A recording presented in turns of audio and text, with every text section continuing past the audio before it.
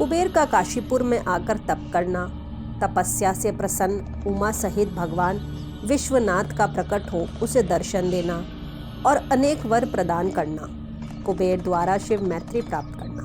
ब्रह्मा जी बोले, पहले के पद्म काल की बात है।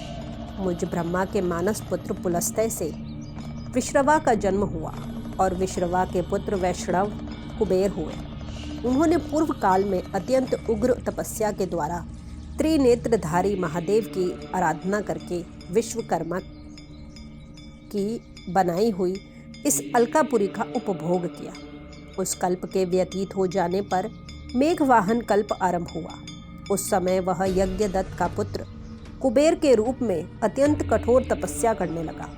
दीपदान मात्र से मिलने वाली शिव भक्ति के प्रभाव को जानकर शिव की चित्त प्रकाशिका काशीपुरी में जाकर अपने चित्तरूपी रत्नमय दीपकों से 11 रुद्रों को उद्बोधित करके अनन्य भक्ति एवं स्नेह से संपन्न हो वह तन्मयता पूर्वक शिव के ध्यान में मग्न होकर निश्चल भाव से बैठ गया। जो शिव से एकता का महान पात्र है, तप रूपी अग्नि से बड़ा हुआ है, काम क्रोधादि महाविघ्न रूपी पतंगों के आघात से शून्य है, प्राण निरोध रूपी वायु शून्य स्थान में निश्चल भाव से प्रकाशित है, निर्मल दृष्टि के कारण स्वरूप से भी निर्मल है तथा सद्भाव रूपी पुष्पों से पूजित है, ऐसे शिवलिंग की प्रतिष्ठा करके वह तब तक तपस्या में लगा रहा जब तक उसके शरीर में केवल अस्थि और चर्म मात्र ही अवशिष्ट नहीं रह गए।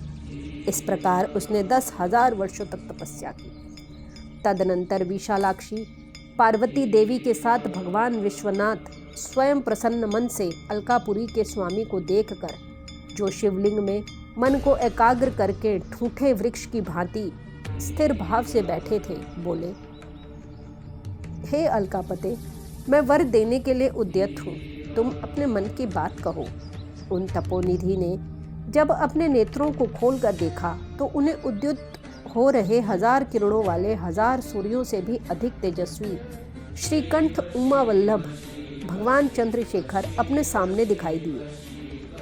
उनके तेज से प्रतिहत हुए तेज वाले कुबेर चौंधिया गए और अपनी आंखों को बंद करके वे मन के लिए अगोचर देवेश्वर भगवान शंकर से कहने लगे कि हे नाथ, अपने चरणों को देखने के लिए मुझे दृष्टि सामर्थ्य प्रदान करें। हे नाथ, यही वर चाहता हूँ कि मैं आपका साक्षात दर्शन प्राप्त कर सकूँ।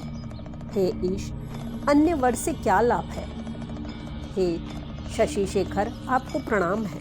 उनकी यह बात सुनकर देवाधिदेव उमापति ने अपनी हथेली से उनका स्पर्श करके उन्हें अपने दर्शन की शक्ति प्रदान की। देखने की शक्ति मिल जाने पर यज्ञदत्त के उस पुत्र ने आंखें खोलकर पहले उमा की ओर ही देखना आरंभ किया।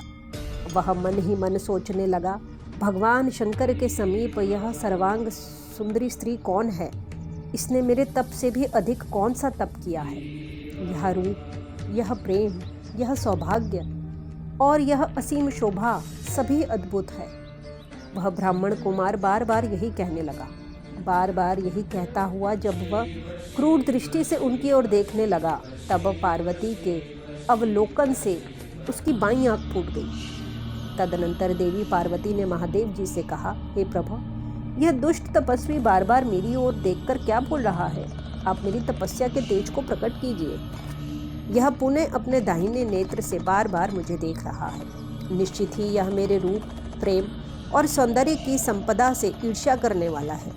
देवी की यह बात सुनकर भगवान शिव ने हंसते हुए उनसे कहा, हे उमे, यह तुम्हारा पुत्र है। यह तुम्हें क्रूर दृष्टि से नहीं देख रहा है, अपितु तुम्हारी तप संपत्ति का वर्णन कर रहा है। देवी से ऐसा कहकर भगवान शिव पुनः उस ब्राह्मण कुमार से बोले, हे वत्स, मैं तुम्हारी इस तपस्या से संतुष्ट होकर तुम्हें वर देता हूँ। तुम निधियों के स्वामी और गुह्यकों के राजा हो जाओ।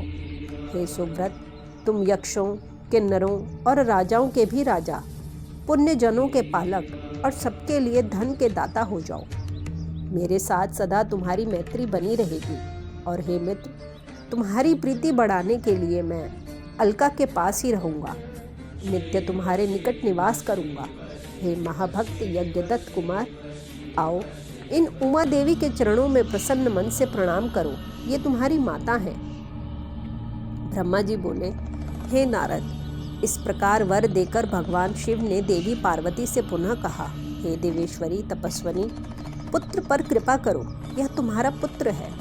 भगवान शंकर का यह कथन सुनकर जगदम्बा पार्वती अति प्रसन्नचित से उस यज्ञदत्त कुमार से कहने लगे, हे वत्स, भगवान शिव में तुम्हारी सदा निर्मल भक्ति बनी रहे। तुम्हारी बाईं आंख तो फूट ही गई, इसलिए एक ही पिंगल नेत्र से युक्त रहो। महादेव जी ने तुम्हें जो वर दिए हैं वे सब उसी रूप में तुम्हें सुलभ हों। हे पुत्र, मेरे रूप के प्रति ईर्ष्या करने के कारण तुम कुबेर नाम से प्रसिद्ध हो। इस प्रकार कुबेर को वर देकर भगवान महेश्वर पार्वती देवी के साथ अपने वैश्वेश्वर नामक धाम में चले गए। इस तरह कुबेर ने भगवान शंकर की मैत्री प्राप्त की और अलकापुरी के पास जो कैलाश पर्वत है वह भगवान शंकर का निवास हो गया। इस प्रकार श्री शिव महापुराण के अंतर्गत द्वितीय रुद्र संहिता के प्रथम खंड में सृष्टि उपाख्यान में कैलाश गमनोपाख्यान में कुबेर की शिव मैत्री का वर्णन नामक 19वां अध्याय पूर्ण हुआ।